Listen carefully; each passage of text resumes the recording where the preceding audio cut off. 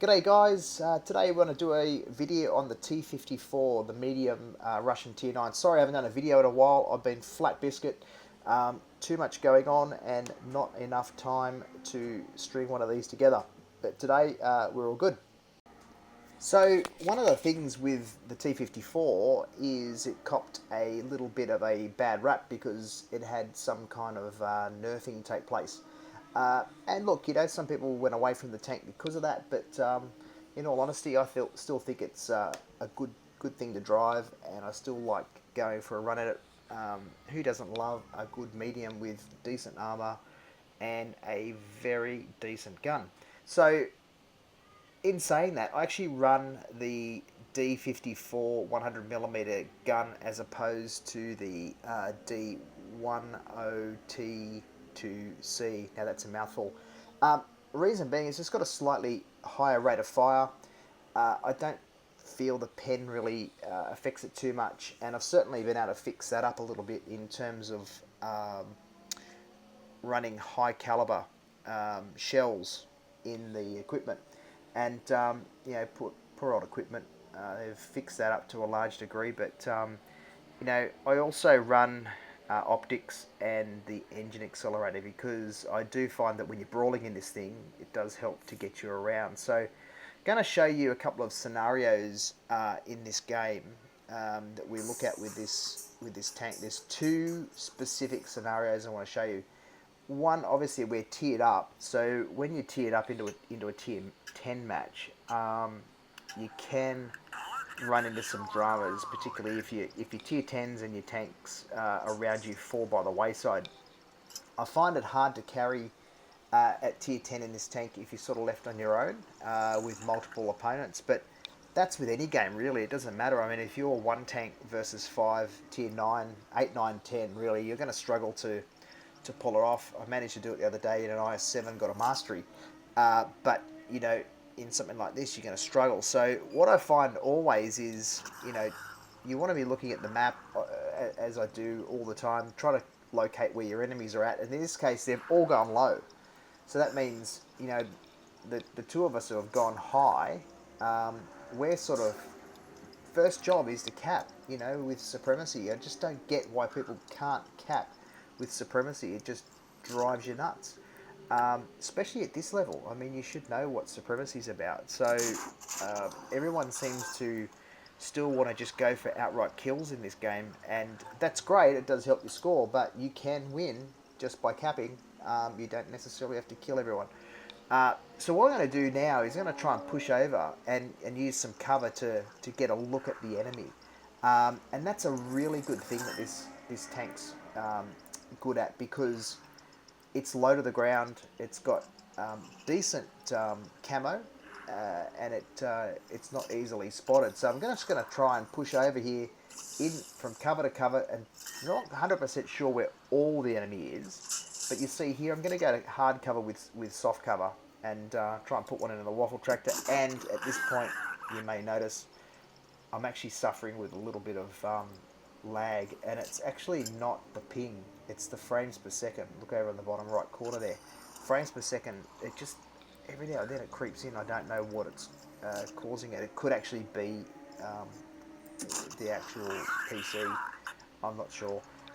Anyway, it does tend to inhibit you. You don't want to have slow frames per second in a medium tank. You want it to sample faster. So you can see what I'm just doing here. I'm just rocking in and out, waiting for my reload, and then shooting. And you can just see that's where the pen issues are. People are talking about you just don't quite have the pen that you used to. Just bounced 2 shots there off those guys. I took an E75 and an OBJ263. I mean, they're not tanks that you're likely to pen, but then I get one into the IS-7. Go figure. It's one of those things. You just got to be at the right place at the right time. And there was no way I was going to engage with 5 tanks against a little T54 down there head on. They're all big cannons pointing at me. Nevertheless, we lose this match. But I just wanted to show you that as an example of how I like to drive it, and I certainly like to keep the hull down and invisible. And then there's this scenario here where I get into an absolute hellish brawl. I think I end up with 3 tanks on one, and we actually come out the other side in front. And it's a classic example of why this T54 can be such a good tank. But you've got to be level-headed. You can't panic. It's a lot of what happens in this sort of style of play that most people get caught up with. They'll start panicking. Happens to me occasionally too. I start thinking, oh man, I'm getting hammered here. I've got to, get out of it. And there are occasions where you just can't get out of it. But if you've got yourself into a position where you are going to be up against it, you've got to do everything you possibly can to at least lay down as many hit points as you can and try and bounce as many shots as you can. This tank is perfect for that, and it's still a whole heap of fun. So you can see here straight away one of the ones I'm looking for is the Borsig. I know he's got a big gun. I want to put damage. Then we've got a waffle tractor here, and we've got a few others. So they all look like they're all heading into the city now. I know that the rest of our team is sort of held up high, but now it looks like they're going to go for the cap, which is what I'm sitting back thinking, well, there's an opportunity here. They're all going to have their backs towards me. I'm now looking like I'm going to go the other way because I was spotted, and I know that my camo would have reset, and now I'm going to swing back. So the enemy would have thought, if they're watching the map, I'm going the other direction, and I've turned around and come back towards them. I'm still conscious that I'm fairly certain that Borsig is sitting over there behind that rock on the ledge, waiting to get some sneaky shots in. So from my point of view, it's if I could take him out, I've got this flank covered. The rest of the team's pushing down through the centre and distracting them.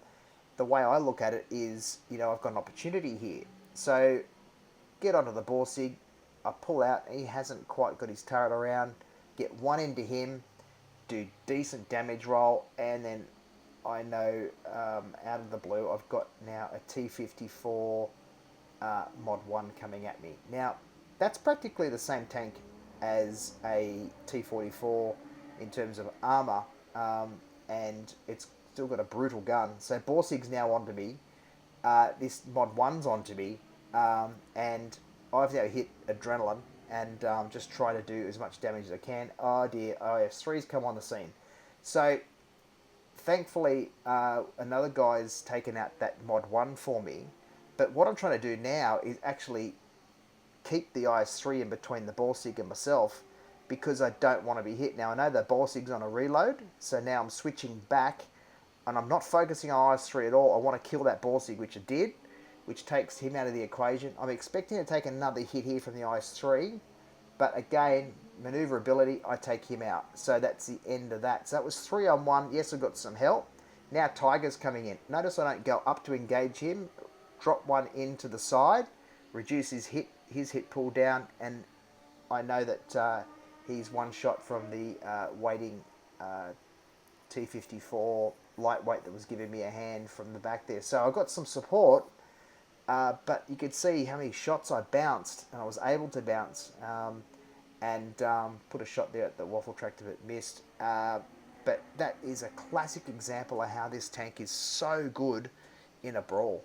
It, you just got to keep your wits about you and keep trying to get an understanding of what the load's going on for the other guy.